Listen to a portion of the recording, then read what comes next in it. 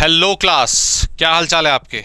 First class, लाजवाब। तो दोस्तों, आज हम शुरू करने जा रहे हैं बीएसटी में अपनी बुक का सेकंड पार्ट, पार्ट बी। और उसमें जो पहला टॉपिक है फाइनेंशियल मैनेजमेंट, आज हम शुरू करेंगे। ये पर्टिकुलर बुक आपकी दो पार्ट में, मतलब दो टॉपिक्स में डिवाइडेड है।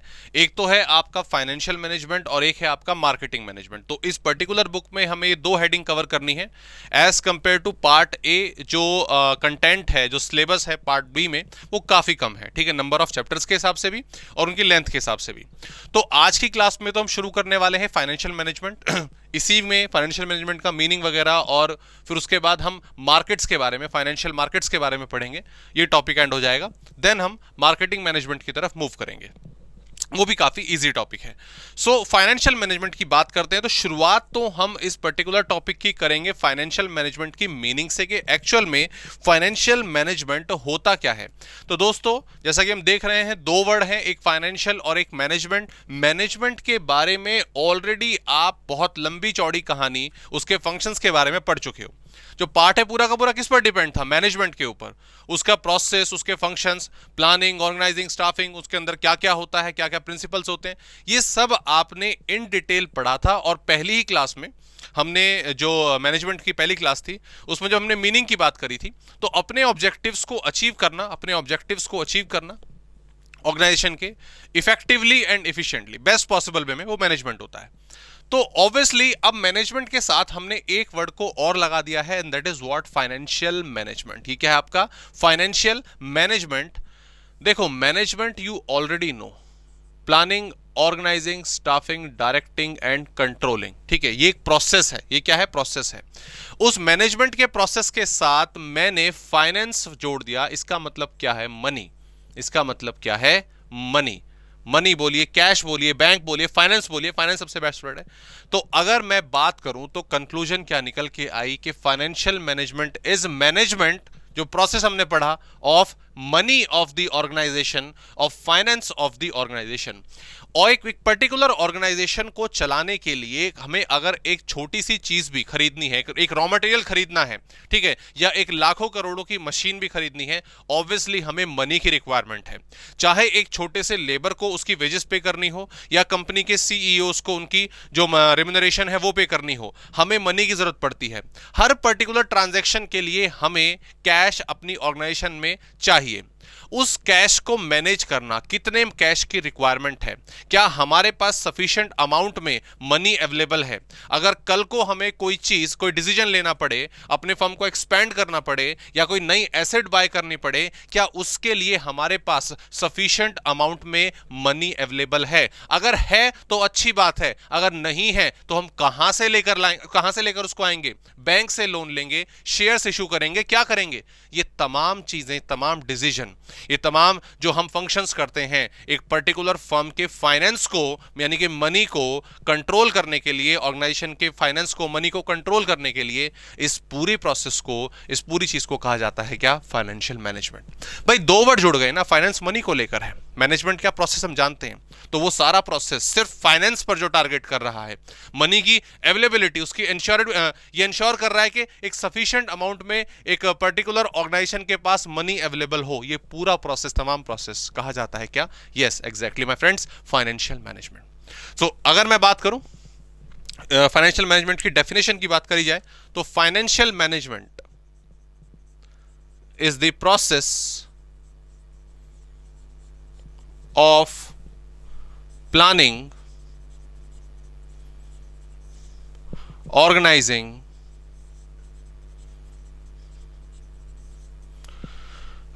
उसके बाद आपका डायरेक्टिंग एंड कंट्रोलिंग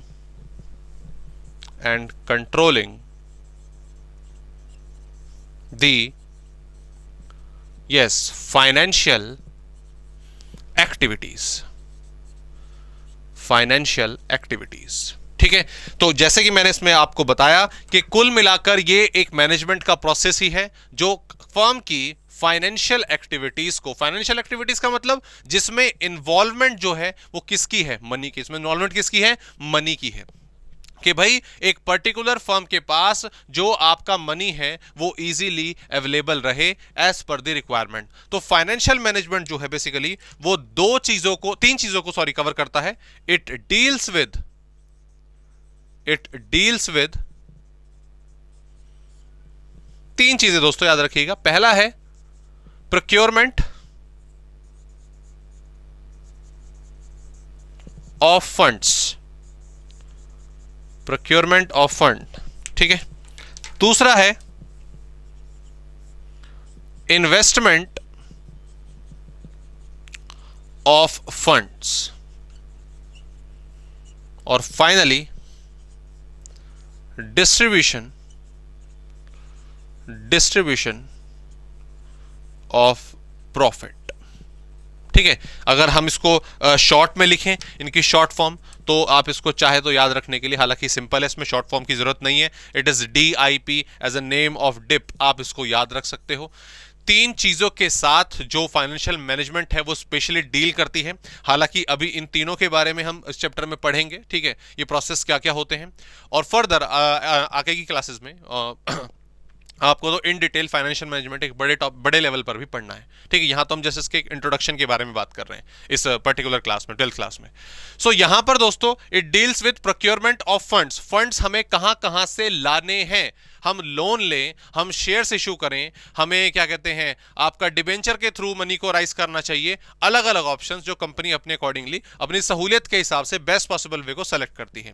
देन बारी आती है इन्वेस्टमेंट ऑफ फंड्स। आपने फर्म जो है लोन तो ले लिया, आपने एसेट से क्या कहते हैं सॉरी आपने शेयर्स के जरिए, डिबेंचर के जरिए मनी तो राइज कर लिया, लेकिन बात आती है अब उसे यूज करने की। आपने बैंक से लोन ले लिया या शेयर्स को इशू करके मनी राइज कर लिया, डिबेंचर के थ्रू कर लिया। सो ऑब्वियसली बैंक ने या फिर पब्लिक ने आपको जो मनी दिया है लोन के रूप में, शेयर्स के रूप में, वो इन अ गुड फेथ दिया है कि भाई आप इसका सही तरीके से इस्तेमाल करेंगे और हमें हमारा इंटरेस्ट और डिविडेंड जो भी दिया जाएगा शेयर्स के साथ, शेयर्स को डिविडेंड और लोन पर और डिबेंचर पर इंटरेस्ट वो टाइमली देंगे। सो ऑब्वियसली वो पॉसिबल कैसे होगा, जब आप उस मनी को प्रॉपर एक अच्छी एक्टिविटीज में इन्वेस्ट करेंगे अपने फर्म के ऑब्जेक्टिव, फर्म के गोल्स के अकॉर्डिंग। सो ऑब्वियसली वो क्या है, इन्वेस्टमेंट ऑफ फंड्स, के जो भी फंड्स आपने राइज करे हैं आप उनकी इन्वेस्टमेंट एक अच्छे तरीके से, एक प्रॉपर तरीके से करेंगे। And finally that is what distribution, कि आखिरकार जो आपने अभी कुछ कमाया है, आपने जो कुछ अभी कमाया है अपने बिजनेस को लेकर, उसका डिस्ट्रीब्यूशन, इंटरेस्ट तो पे करना ही है, शेयर होल्डर्स को आपको डिविडेंड टाइम पर देना है, ठीक है, या फिर उनके जो प्रॉफिट उनके हिस्से में आया है उसको दोबारा से री इन्वेस्ट करना है। ये तमाम डिसीजन फाइनेंशियल मैनेजमेंट में लिए जाते हैं, ठीक है। मैं आपको ये वाला पॉइंट, देखो इतना वैसे सिलेबस में नहीं है, मैं आपको बताऊं इतना आप याद रखोगे तो काफ़ी है, लेकिन नॉलेज के तौर पर मैं चाहता हूं कि मैं आपको ये वाला पॉइंट एक्सप्लेन करूं। थर्ड वाला मैं बता देता हूं आपको एक चीज़। देखो दो मेन सोर्स होते हैं बेसिकली, एक मैंने शेयर्स को मान लिया, ठीक है, और ऑब्वियसली अकाउंटेंसी में आपने इसके बारे में पढ़ भी लिया होगा, ठीक है, शेयर्स हो गया। और दूसरा होता है आपका डिबेंचर्स, डेट्स, ठीक है, उसको DBT लिख रहा हूं, डेट मतलब डिबेंचर भी आ गए, लोन भी आ गया, ठीक है। जो डेट्स होते हैं उनकी एक स्पेसिफिक परसेंटेज होती है, X%, कि भाई इतने परसेंट पर आपको इंटरेस्ट चुकाना है। तो जैसे 9% डिबेंचर है या 10% डिबेंचर है तो इट्स ईजी, या लोन है 12% पर, वट, तो जो भी उसका इंटरेस्ट का अमाउंट होगा तो वो चुकाया जाता है। तो सीधी सी बात है, डिबेंचर्स का तो फिक्स है, डेट का तो फिक्स है कि आपको X% जो भी होती है 9, 10, 12 वट वो चुकानी है, ठीक है, वो डेट की बात होगी। इंटरेस्ट चला गया, इनको क्या दिया जाता है, इंटरेस्ट दिया जाता है, ठीक है। उसके बाद मैं ये हटा देता हूं यहां से, ठीक है। उसके बाद बात आती है शेयर्स की। शेयर्स दो तरीके के होते हैं, एक प्रेफरेंस शेयर होल्डर और एक आपका equity share holders, preference share and equity share. मैं प्रेफरेंस शेयर्स को भी साइड रख रहा हूं, अदरवाइज बहुत हौच पौच हो जाएगा। मैं इक्विटी की तरफ कंसंट्रेट कर रहा हूं। कंपनी के पास मान लीजिए 10,000 शेयर्स थे, 10,000 शेयर्स आर देयर, ठीक है।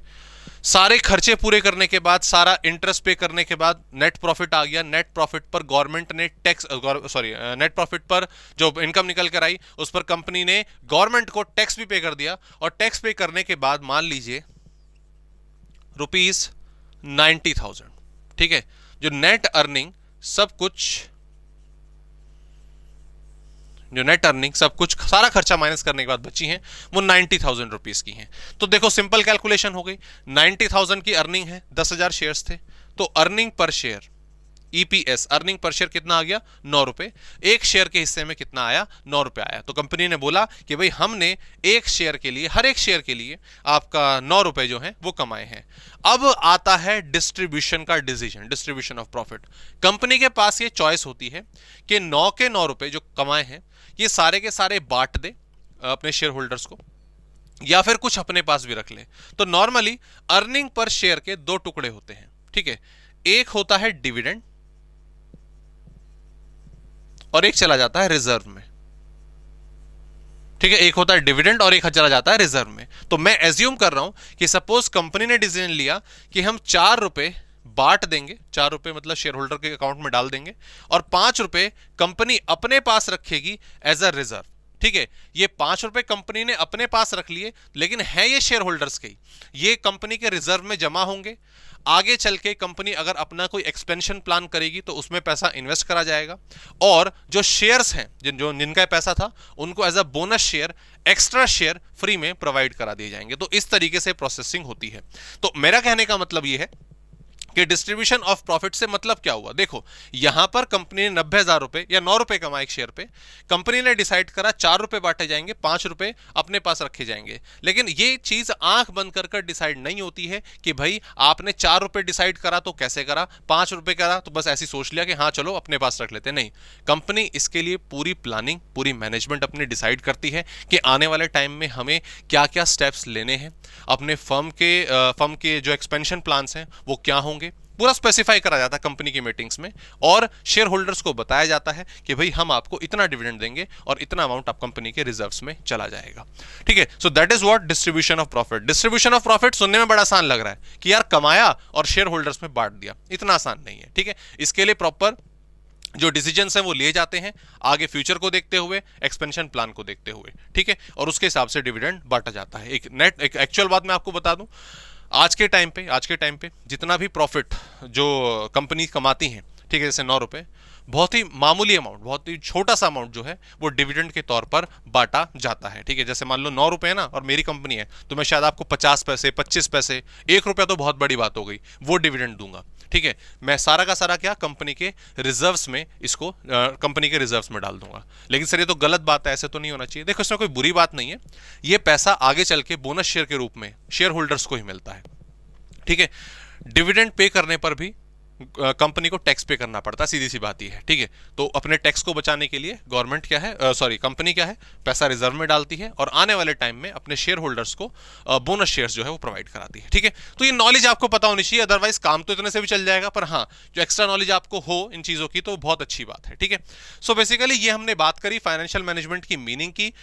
मनी फाइनेंशियल एक्टिविटी से सब कुछ रिलेटेड है। मनी कहां से आएगा, कितना आएगा, उसे मैनेज कैसे करना है, कंट्रोल कैसे करना है, इन्वेस्ट कैसे करना है, ये तमाम चीजें आपकी फाइनेंशियल मैनेजमेंट से जुड़ी हुई हैं, ठीक है। सो मैनेजमेंट इज व्हाट, एक प्रोसेस है। ये फाइनेंशियल मैनेजमेंट क्या है, प्रोसेस है। मैनेजमेंट क्या होता है, प्रोसेस ही होता है, जो रिलेटेड है किससे, कंपनी की सारी फाइनेंशियल एक्टिविटीज से। ओके, इसको मैं हटा देता हूं, ठीक है। अच्छा, डेफिनेशन जो मैंने दिखाई, जरूरी नहीं है कि ये जो डेफिनेशन है ये 100% आपको एग्जाम में यही लिखनी है, ये मैंने बस आपको मीनिंग के लिए बताई है।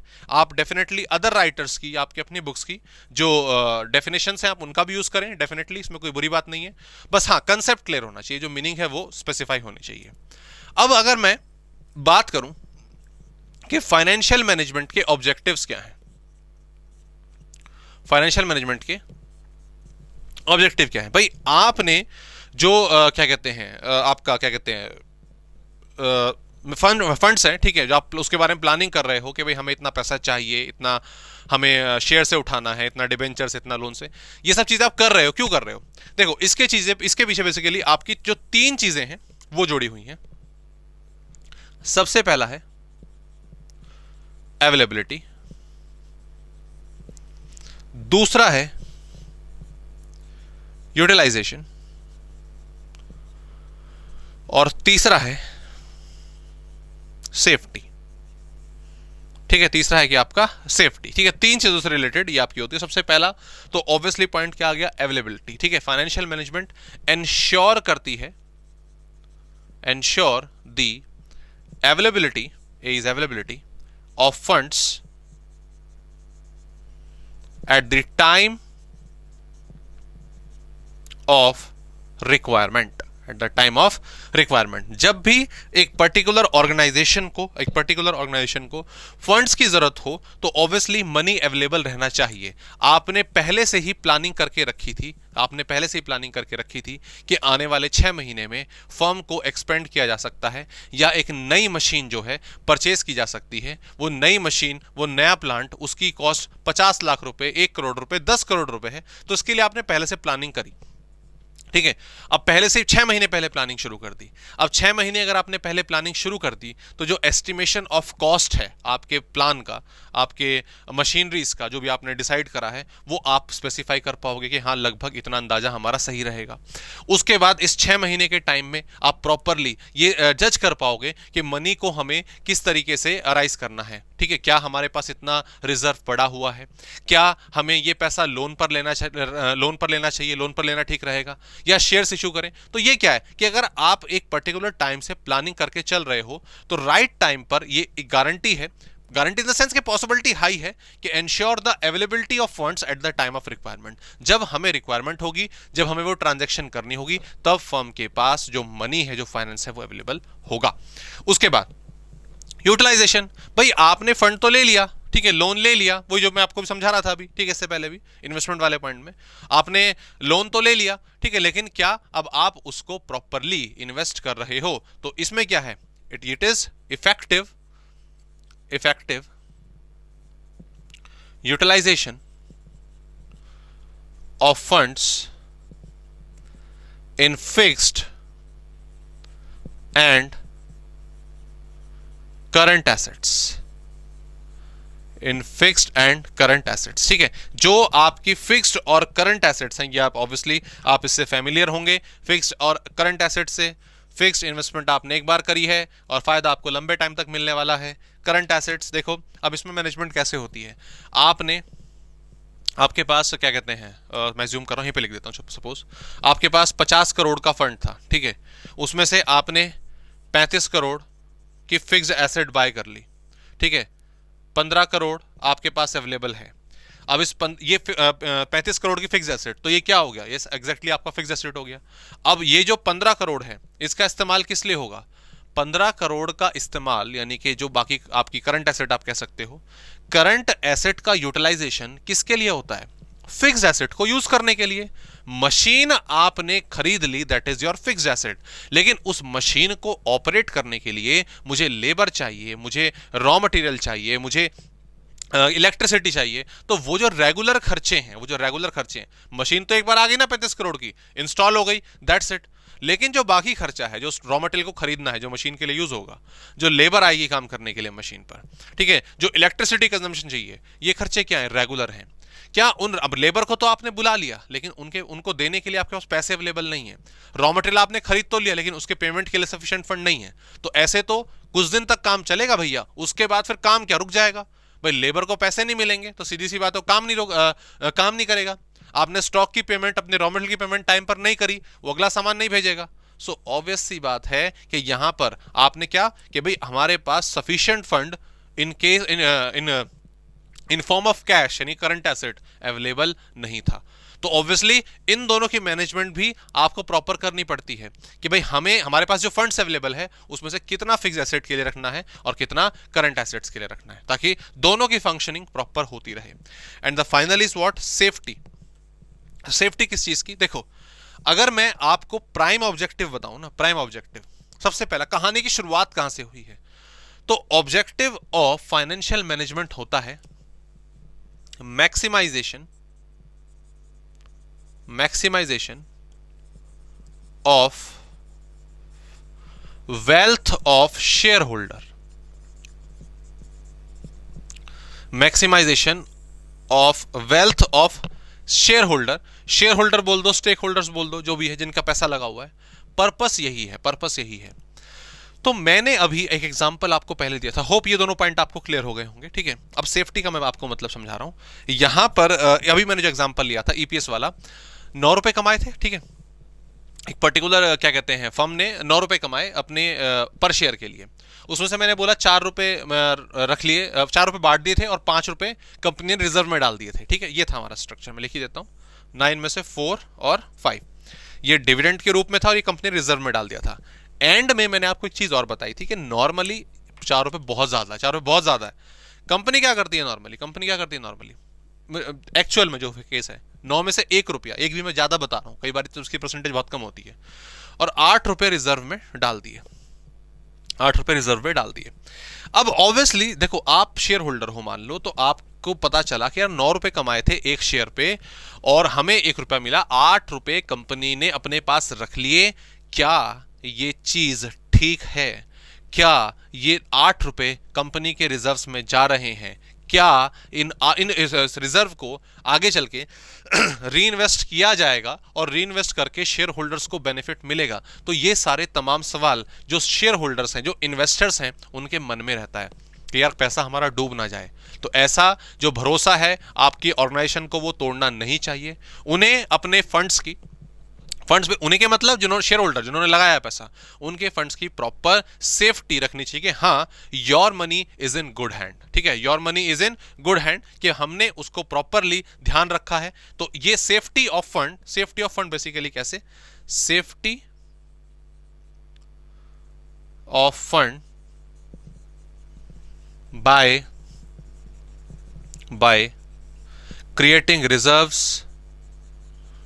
क्रिएटिंग रिजर्व्स और उसके बाद आपका री इन्वेस्टमेंट एटसेट्रा।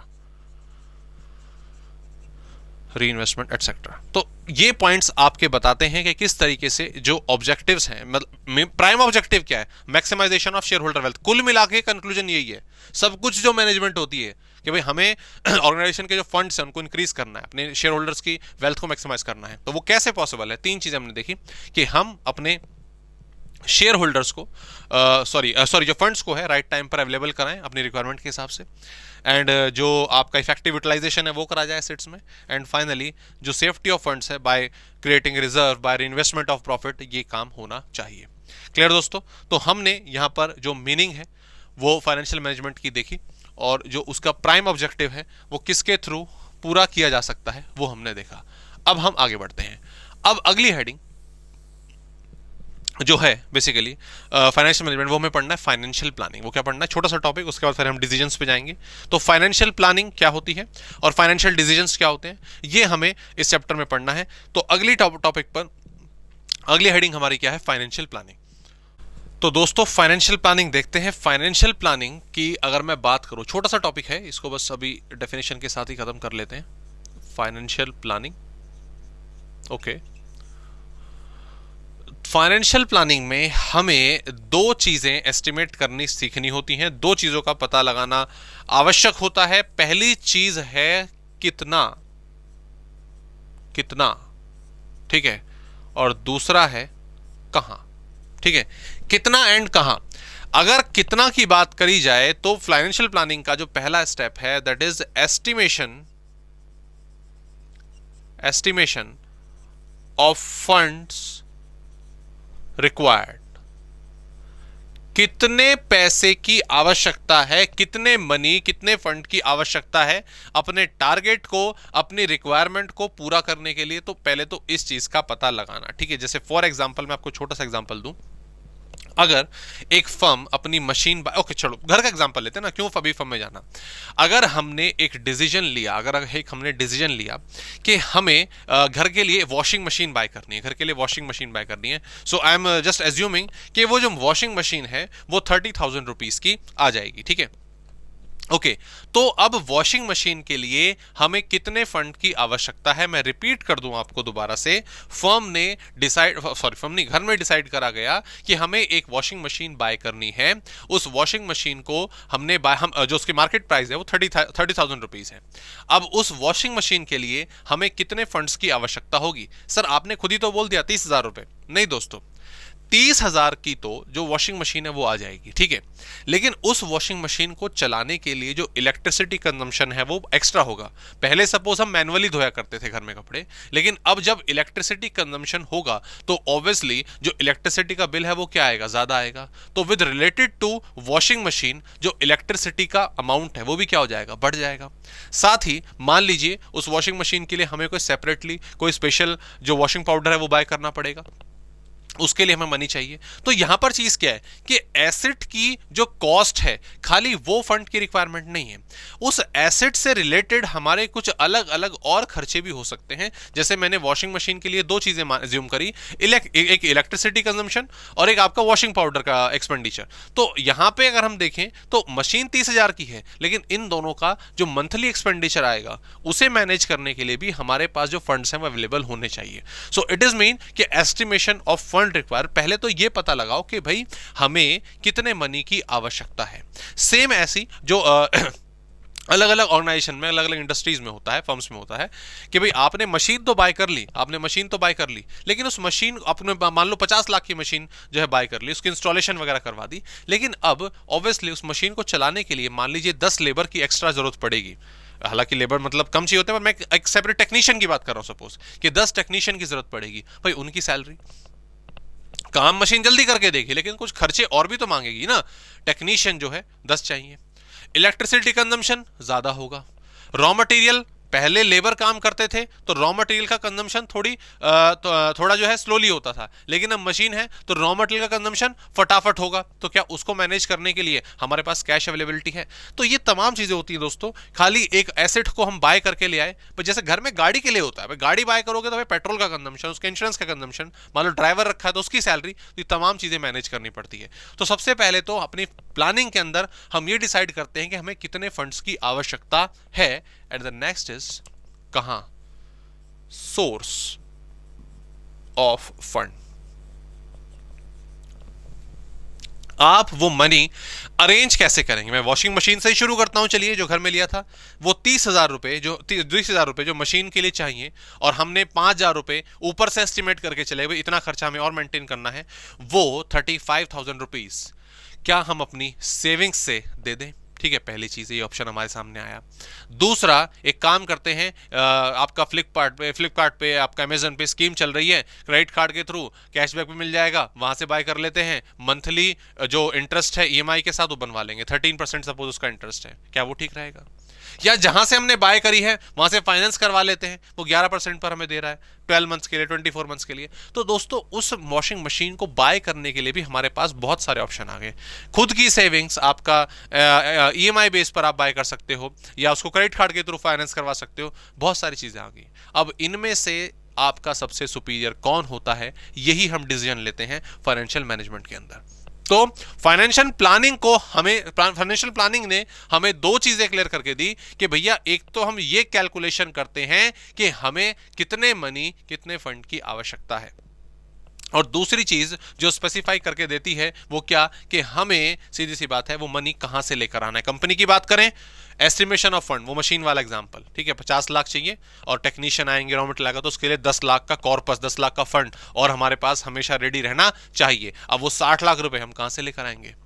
लोन लें, उसके लिए डिबेंचर्स इशू करें एक्स्ट्रा, या एक्स्ट्रा शेयर्स इशू करें as a part of expansion plan, कौन सा, या रिजर्व यूज कर लें कंपनी का, कौन सा प्लान सबसे बेहतर रहेगा, कौन सा प्लान सबसे सुपीरियर रहेगा, इस चीज को डिसाइड करना। ओके दोस्तों, तो अगर मैं फाइनेंशियल प्लानिंग की डेफिनेशन की बात करूं तो financial planning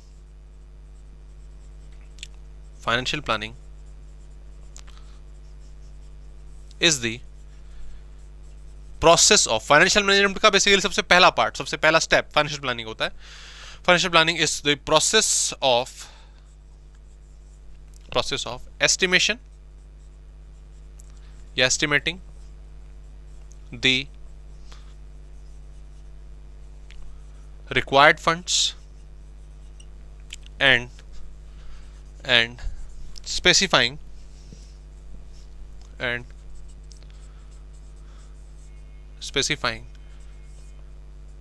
the sources of funds, ठीक है। तो अगर हम बात करें, डेफिनेशन को कंक्लूड करें, तो यहां पर जो एस्टिमेशन है वो क्या है, कितना, और सोर्सेस अगर हम बात करें तो कहां से, ये आपका मीनिंग निकल के आती है, ठीक है। अब ऑब्वियसली जो हमने फाइनेंशियल प्लानिंग करी, जो हम बेसिकली इतना जो भागा दौड़ी कर रहे हैं अपने फंड्स की रिक्वायरमेंट के लिए कि भाई हमें कितना पैसा चाहिए, कहां से चाहिए, क्यों कर रहे हैं, तो अगली हेडिंग अगर हम देखें, दैट इज व्हाट इंपॉर्टेंस, कि भाई फाइनेंशियल प्लानिंग है उसकी इंपॉर्टेंस क्या है। तो छोटे छोटे पॉइंट्स है दोस्तों, उसको हम डिस्कस कर लेते हैं, बाकी पॉइंट्स आपको सारे के सारे नोट्स में मिल जाएंगे। Importance of financial planning. तो सबसे पहला पॉइंट तो प्रिपेयर फॉर फ्यूचर। ठीक है, बिल्कुल सिंपल सी बात है कि हम अपने फ्यूचर के लिए प्रिपेयर हो जाते हैं कि भाई मान लीजिए जैसे आपने मशीन का खर्चा, जो हम फर्म का एग्जांपल ले रहे हैं कि 50 लाख रुपए खर्चा जो था वो एस्टिमेट करा था, और उस खर्चे को एस्टिमेट करने के बाद भाई हमने बाकी चीज़ों के बारे में प्लानिंग नहीं करी कि यार टेक्नीशियन का खर्चा लगेगा, रॉ मटेरियल जल्दी बाय करना पड़ेगा, इलेक्ट्रिसिटी कंजम्पशन नहीं होगा, उनके बारे में प्लानिंग हमने नहीं करी। हमने सिर्फ 50 लाख का अरेंजमेंट करा और मशीन बाय कर ली। लेकिन जब प्रॉब्लम आनी शुरू होंगी तो ऑब्वियसली उससे कियोस क्रिएट होंगे एक पर्टिकुलर कंपनी के लिए, यार फंड की शॉर्टेज है, अदर रिक्वायरमेंट, फिर एम्प्लॉयज की सैलरी रुकेगी। तो ऐसा नहीं होना चाहिए। तो सबसे पहली चीज क्या है कि आप अपने फ्यूचर के लिए प्रिपेयर रहें, सही एस्टिमेटेड अमाउंट निकालें और उनके सोर्सेज निकालें ताकि फ्यूचर में दिक्कत ना आए। ठीक है, इसके अलावा avoid business risk and uncertainties.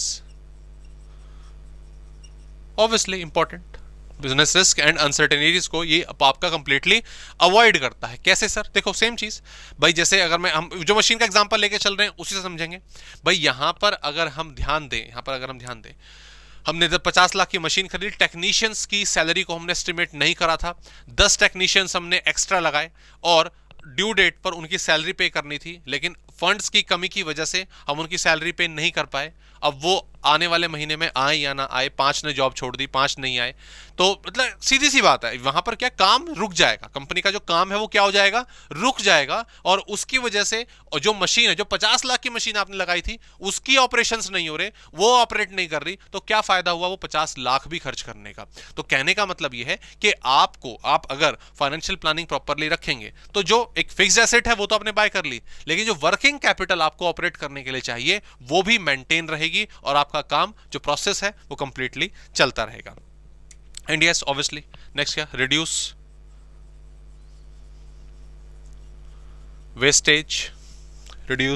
Wastage and efforts. Obviously same चीज, मेन आपका वेस्टेज एफर्ट्स कम हो जाएंगे। जैसे हमने बात करा अभी कि भाई अगर टेक्नीशियंस की salary, electricity bill, raw material को बाय करने के लिए आपने फंड्स टाइम से अरेंज कर लिए थे पहले से ही, तो फर्म्स के ऑपरेशन चलते रहेंगे, रुकेंगे नहीं। लेकिन अगर इनके बारे में प्लानिंग नहीं करी थी, अगर कहीं पर भी काम रुक गया, तो वो जो वेस्टेज है, टाइम की है, आपकी मशीन की इफिशिएंसी की है, वो सब क्या होंगी, वेस्ट होंगी। तो ऐसा नहीं होना चाहिए। ठीक है, उसके बाद आपका yes, next point, it is a link between financing and investing.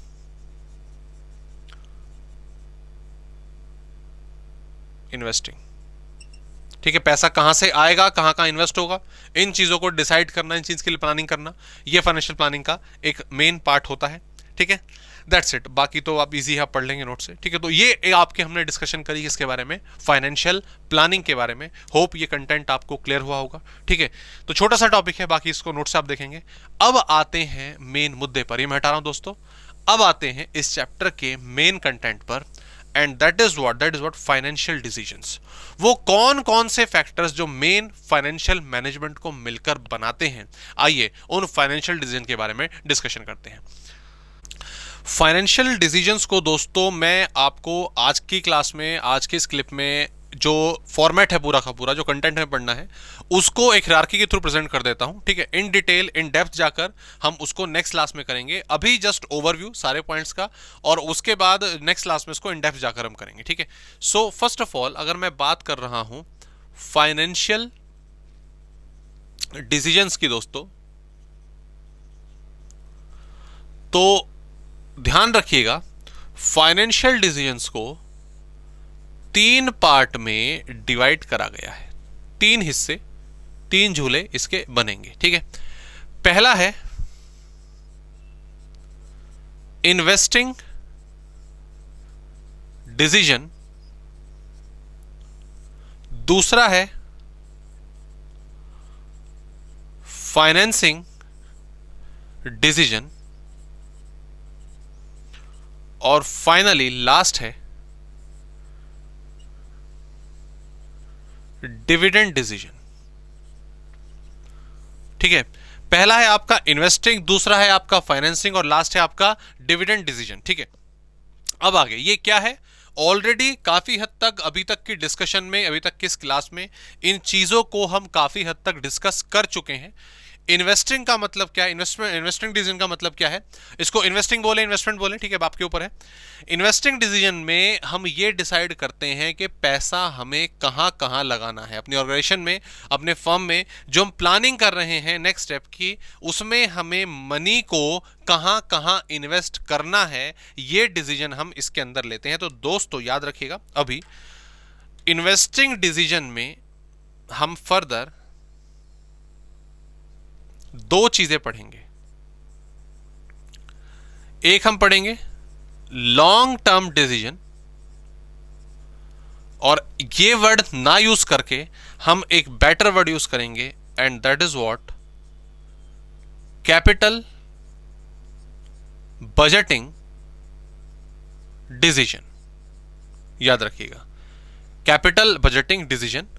और दूसरा पहले दूसरा लिख देता हूं, it is what short term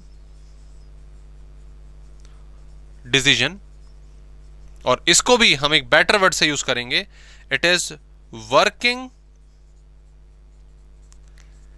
capital management decision. Working capital management decision. ठीक है भाई, ये दो पार्ट हमें पढ़ने हैं। ठीक है, और ऑब्वियसली इसके साथ फिर ये इसकी मीनिंग करने के बाद हम इसके फैक्टर्स को देखेंगे कि कौन कौन से फैक्टर्स हैं जो इन्हें अफेक्ट करते हैं। ओके, वो चर्चा बाद में होगी, पहले मैं इनके ओवरव्यू के बारे में बता दूं कि ये बेसिकली क्या है। ठीक है, नॉर्मली आपको हेडिंग से पता चल गया होगा कि when we are talking about long term decision, इसका मतलब, और शॉर्ट टर्म डिसीजन, इसका मतलब ये है कि जब भी हम बात कर रहे हैं कैपिटल बजटिंग की, तो हम इसमें मैनेजमेंट, इसमें हम प्लानिंग हम करके चलते हैं फिक्स एसेट के लिए। किसके लिए? फिक्स एसेट के लिए। जो एसेट फर्म को लॉन्ग टर्म के लिए बेनिफिट देने वाली हैं, उनके बारे में हम डिस्कशन करेंगे लॉन्ग टर्म डिसीजंस के अंदर, कैपिटल बजटिंग डिसीजंस के अंदर। So it means when we are talking about capital budgeting, इसका मतलब हम प्लानिंग, हम मैनेजमेंट, हम estimation of funds, source of fund, ये सब कुछ जो भी होगा, बेसिकली एस्टिमेशन की बात हो रही है, हम डील करेंगे किसके साथ? फिक्स एसेट्स के साथ। ठीक है, और फिक्स एसेट्स को फिक्स एसेट्स के डिसीजंस के लिए हमें कौन कौन से फैक्टर्स का ध्यान रखना है, वो कौन कौन से फैक्टर्स अफेक्ट करेंगे, वो टॉपिक इसके अंदर होगा।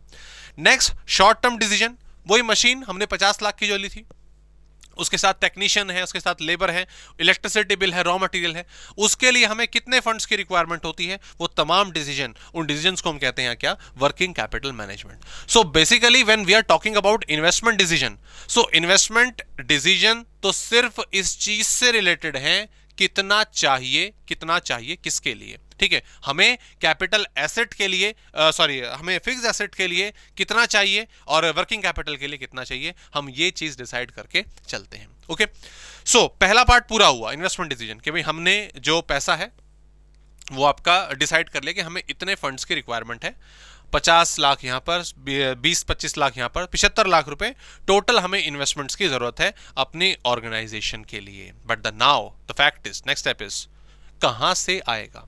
कहां से आएगा ये जो मनी है? इसको आप बेसिकली किस सोर्स से, कहां से इसको कैरी ओवर करके लाओगे? तो दोस्तों, फाइनेंसिंग डिसीजन में हम यही डिसाइड करते हैं कि हमें इस मनी को कहां से लेकर आना है। इसके दो टुकड़े होते हैं। एक होता है share holders fund, basically owner's fund भी इसको कह देते हैं, क्योंकि जो आपके क्या कहते हैं, जो शेयर होल्डर्स हैं वो एक्चुअल ओनर जो हैं वो कंपनी के माने जाते हैं। तो हमें इस 75 लाख रुपए के लिए जो आपके शेयर्स हैं वो इशू करने चाहिए, या फिर दूसरा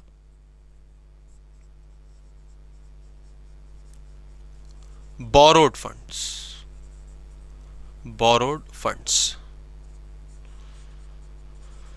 ठीक है, बोरोड ऑब्वियसली लोन आ गया, डिबेंचर आ गए, ये इसके अंदर आ गए। ठीक है, अगर मैं सिंपल सी बात करूं, जो शेयर होल्डर, जो बोरोड फंड होते हैं वो आपके चीपर होते हैं, सस्ते होते हैं,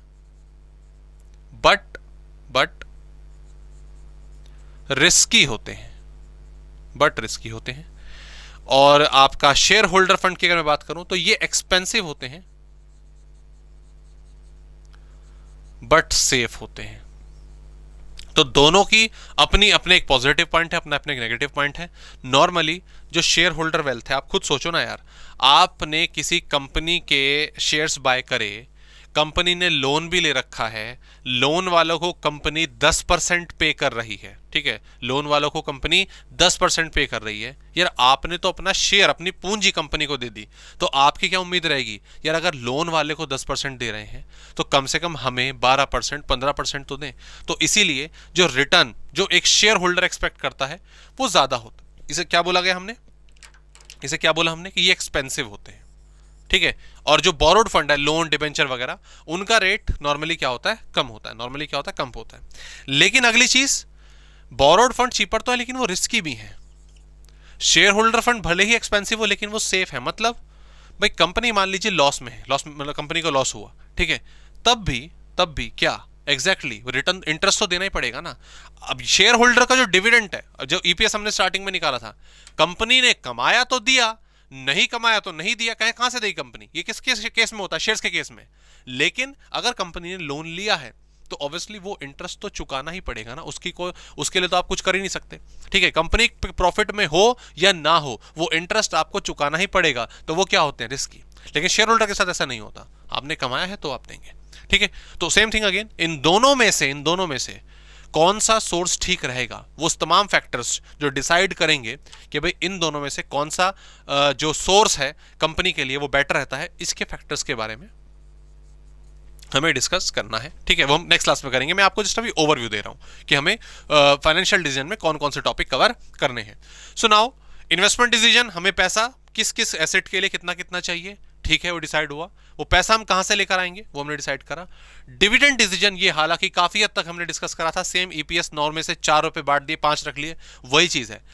distribution of profit, distribution of profit, हमें प्रॉफिट को शेयर होल्डर्स को अपने कितना बांटना है, नहीं बांटना है, रिजर्व में रखना है, कितना रखना है या ना रखें, ये तमाम डिसीजन एक तरह से जो प्रॉफिट कंपनी ने कमाया है उसके डिस्ट्रीब्यूशन को लेकर ये सारी चीजें डिस्कस होती हैं डिविडेंड डिसीजन के अंतर्गत, ठीक है। तो ठीक उसी तरीके से हमें इसके भी जो फैक्टर्स हैं वो कवर करने हैं, ठीक है। तो दोस्तों ये ओवरव्यू मैंने आज की क्लास में आपको दिया है फाइनेंशियल डिसीजंस का, और इसके बारे में इन डेप्थ के भाई कौन कौन से फैक्टर हैं जो इफेक्ट करेंगे, ये हम डिस्कस करेंगे अपनी अगली क्लास में, अपनी अगली क्लिप में, ठीक है। प्लीज इन टॉपिक्स को रिवाइज करिएगा। इन केस अगर आपको कोई भी क्वेरी आती है तो आप मुझसे व्हाट्सएप पर पूछ सकते हैं। क्लियर? चलिए मिलते हैं आप लोगों से नेक्स्ट क्लास में। Please take care.